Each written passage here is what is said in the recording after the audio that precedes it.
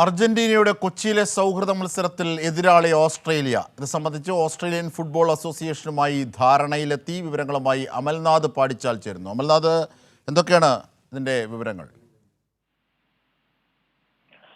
Ajimshad, Argentina കൊച്ചിയിലേക്ക് എത്തുമ്പോൾ എതിരാളി ആരാണ് എന്ന ചോദ്യമായിരുന്നു ഉയർന്നു കേട്ടിട്ടുണ്ടായിരുന്നത്. രണ്ടു പേരുകളാണ് ആദ്യഘട്ടത്തിൽ ഉണ്ടായിരുന്നത്. ഒന്ന് ഓസ്ട്രേലിയ, ഒപ്പം തന്നെ കോസ്റ്ററിക്ക എന്നീ രണ്ട് ടീമുകളുടെ പേരുകളായിരുന്നു ഉണ്ടായിരുന്നത്. എന്നാൽ നിലവിൽ ഇപ്പോൾ ഓസ്ട്രേലിയൻ ഫുട്ബോൾ അസോസിയേഷനുമായി ധാരണയിലെത്തി എന്നാണ് നിലവിൽ മനസ്സിലാക്കുന്നത്. കഴിഞ്ഞ കുറച്ച് ദിവസങ്ങളായി ഇതുമായി ബന്ധപ്പെട്ട് ചർച്ചകൾ പുരോഗമിക്കുന്നുണ്ടായിരുന്നു. നിലവിൽ ഇപ്പോൾ അർജന്റീനയുടെ എതിരാളി ഓസ്ട്രേലിയ ആണ് എന്ന് നിലവിൽ തിരഞ്ഞെടുത്തിട്ടുണ്ട്. എല്ലാ ധാരണയിലും എത്തിയിട്ടുണ്ടെന്നാണ് നിലവിൽ മനസ്സിലാക്കുന്നത്. അതിനാൽ തന്നെ അർജന്റീന കൊച്ചിയിലെത്തുമ്പോൾ ശക്തമായ ഒരു മത്സരം തന്നെ ഉണ്ടാകുമെന്നത് യാതൊരു സംശയവുമില്ല. കാരണം ഏറ്റവും അവസാനം പുറത്തിറങ്ങിയ ഫിഫ റാങ്കിങ്ങിൽ ഓസ്ട്രേലിയ 25ാം സ്ഥാനത്താണ് ഉള്ളത്. അതോടൊപ്പം കഴിഞ്ഞ ലോകകപ്പുകൾ എടുത്ത് പരിശോധിക്കുകയാണെങ്കിൽ തുടർച്ചയായി ലോകകപ്പ് മത്സരം കളിക്കുന്ന ടീമാണ് ഈ ഓസ്ട്രേലിയ. ഒപ്പം ഈ ഓസ്ട്രേലിയൻ ടീമിലെ താരങ്ങളെ എടുത്തു നോക്കുമ്പോൾ സ്ഥിരമായി യൂറോപ്യൻ ലീഗുകളിലൊക്കെ പ്രധാന റോളുകളിൽ അല്ലെങ്കിൽ പ്രധാന പൊസിഷനുകളിൽ കളിക്കുന്ന താരങ്ങളാണ്. ഒപ്പം തന്നെ സ്കോട്ട്ലൻഡ്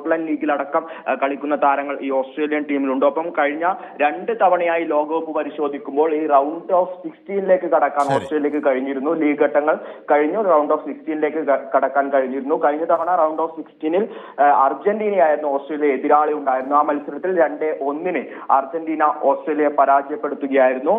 നിലവിൽ ഇപ്പോൾ കൊച്ചിയിലേക്ക് അർജന്റീന ടീം എത്തുമ്പോൾ ഓസ്ട്രേലിയയാണ് എതിരാളി. അപ്പോൾ ശക്തമായ മത്സരം തന്നെ ഉണ്ടാകുമെന്നതിൽ യാതൊരു സംശയവുമില്ല. കൊച്ചിയിലെ ഫുട്ബോൾ മൈതാനത്തിന് തീ പിടിക്കുമെന്ന് തന്നെയാണ് മനസ്സിലാക്കാൻ വേണ്ടി സാധിക്കുന്നത്.